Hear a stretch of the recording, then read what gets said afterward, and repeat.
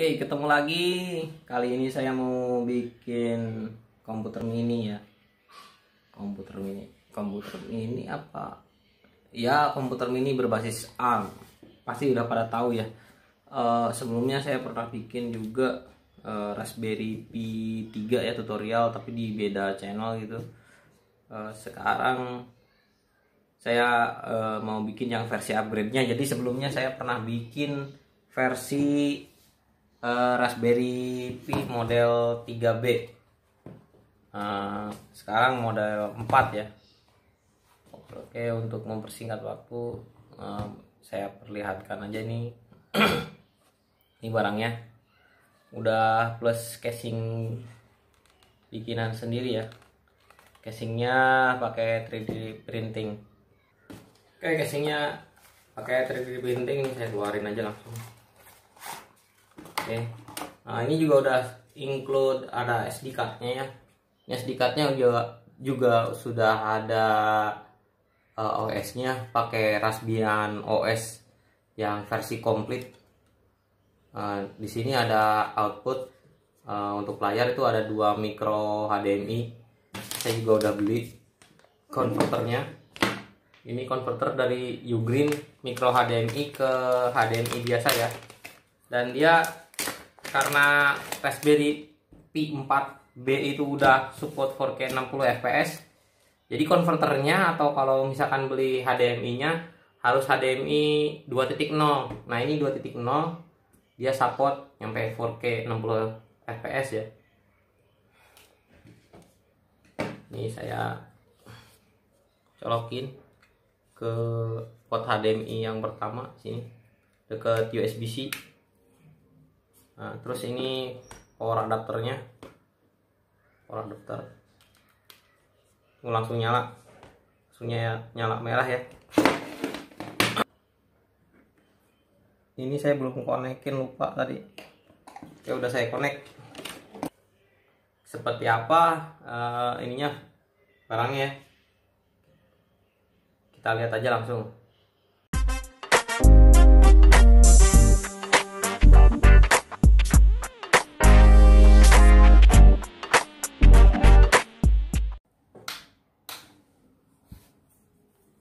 Oke, ini proses booting ya dari Raspberry Pi 4.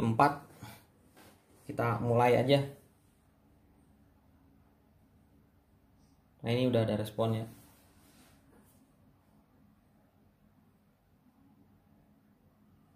Ini lumayan cepat, lebih cepat daripada Raspberry Pi 3. Cuman saya nggak hitung detikannya, cuman secara yang saya rasakan ini cepat. Oke, saya nggak panjang lebar bagaimana cara nginstal ya, karena kalau cara nginstal dulu saya pernah bahas ya. Oke lah, saya bahas lah bentar lah ya. Nah, jadi cara nginstalnya tuh beda dengan komputer biasa yang harus pakai USB atau CD ya. Kita harus download OS ke Raspberry Pi-nya, itu websitenya. Ada banyak OS sebenarnya, cuman yang saya pakai itu Raspbian, jadi bawaan memang didesain khusus oleh raspberry.org untuk Raspberry Pi. Bisa pakai Raspberry Pi Imager for Windows ya, kalau internetnya cukup sih, kuat, pakai ini sih lebih gampang gitu. Cuman kalau nggak bisa, kita download manual aja nih. Oke, di sini Raspbian ada 3 macam ya, ada yang standar, ada yang softwarenya tuh lengkap nih. With desktop and recommended software. Terus ada yang light, yang nggak ada desktopnya sama sekali, itu cuma 435 mega, kecil banget kan. Saya download yang versi lengkapnya yang 2,5 giga nih, download zip. Terus installnya gimana? Nah, di sini nih, installation guide.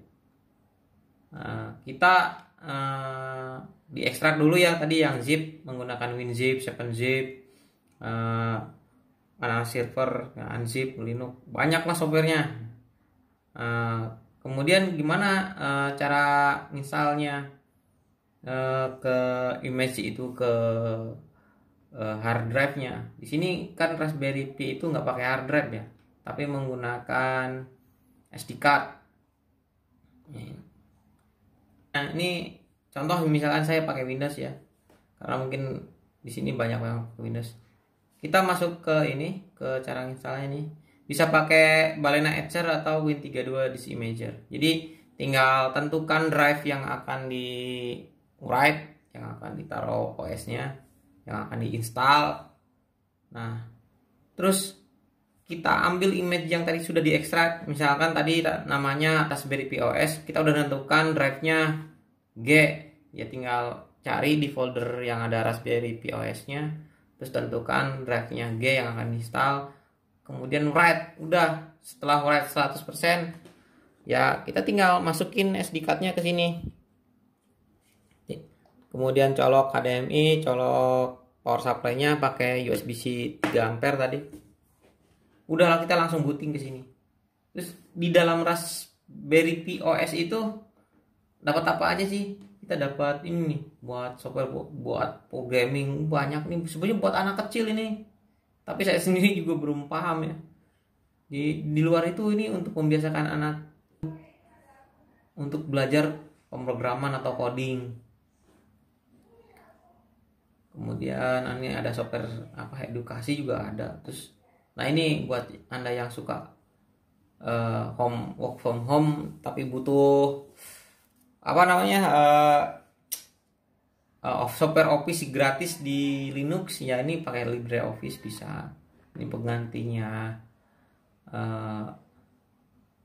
Microsoft Excel ya. Lumayan cepat sih menurut saya, ini lumayan cepat untuk hard drive yang berbasis SD card. Ini saya pakai SD card-nya yang Extreme 32 GB dengan sertifikasi A1.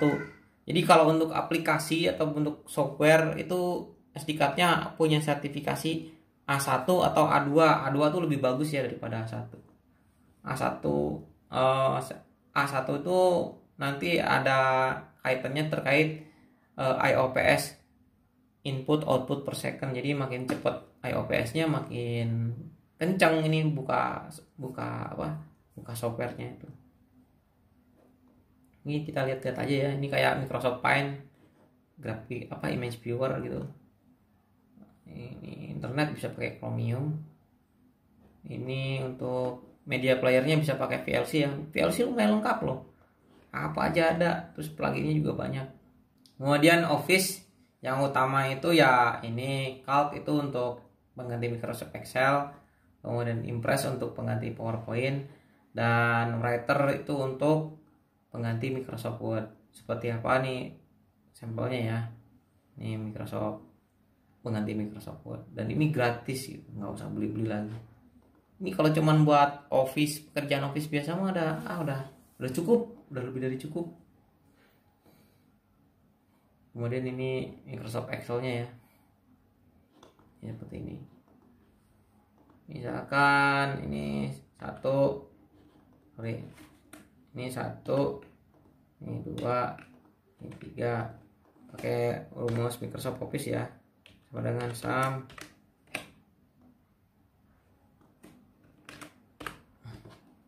kan. Nah, sama mirip-mirip ininya fungsi-fungsinya.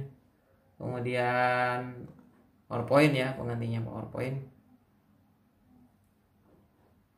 Nah ini tuh, udah dari cukup ya kalau cuman buat anak belajar. Terus kita WFH yang sifatnya cuma office doang.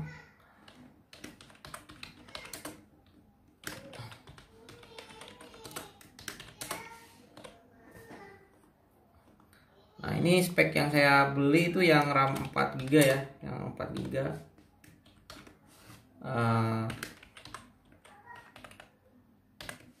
Prosesornya tuh quad core A72. Dulunya nih prosesor flagship ya, seri 7 soalnya. Nah, kenapa saya beli yang 4 GB? Kenapa nggak yang 2 GB? Kenapa yang nggak 8 GB sekalian? Ya karena dengan 4 GB itu cukup ya. 32 bit jalan malah lebih ya kan. 32 bit itu RAM-nya cuman maksimal 3,3 GB. Sisanya nggak kepake. Raspberry Pi OS ini pun berjalan di 32 bit ya, bukan 4 bit. Ya kalau saya mau pakai 64 bit pakainya Ubuntu Mate 64 bit ada. Dan itu udah cukup, udah lancar kalau pakai RAM 4 GB. Kalau pakai, kenapa nggak yang 8? Karena prosesornya aja nggak terlalu kenceng ya. Jadi kita lihat fungsinya dulu. Kalau cuman Office, browsing, ini bisa buat Telegram juga ya. Tadi YouTube, buka YouTube itu udah lebih dari cukup. Kalau 2 terlalu mepet. Terus game, ini buat main game nih, game ada nih Python Games. Python game itu ini ya kayak semi belajar juga ya. Terus ada Minecraft, ya seadanya game ini aja. Nah, start game.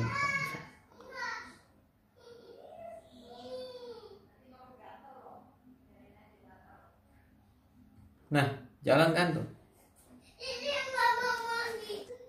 Ini saya main ya gitu, nggak terlalu suka main game. Aksesoris biasa. Ini masih bisa, intinya ini masih bisa dioptimalkan. Kadang kalau di industri ini bisa dijadikan controller ya. Yang utama sih saya yang paling suka nih fiturnya karena bisa dijadikan kode sys soft PLC ya. Ini di kode sys pakai lisensi kode sys for Raspberry SL. Ada di sini store, itu saya beli waktu itu lisensinya 50 euro dan bisa membuat si Raspberry ini menjadi sebuah controller yang lumayan powerful ya. I/O-nya bisa berbasis karena berbasis IoT, I/O-nya bisa di mana, CPU-nya bisa di mana itu. Jadi enak banget. I/O-nya saya waktu itu pakainya Arduino. Sebenarnya bukan Arduino sih, Wemos D1 ya, Arduino like lah, Arduino compatible. Jadi dia I/O-nya tuh wireless, jalan di tempat yang berbeda. Jadi terkoneksi secara wireless. Ya, jadi ini kode sys Raspberry coba.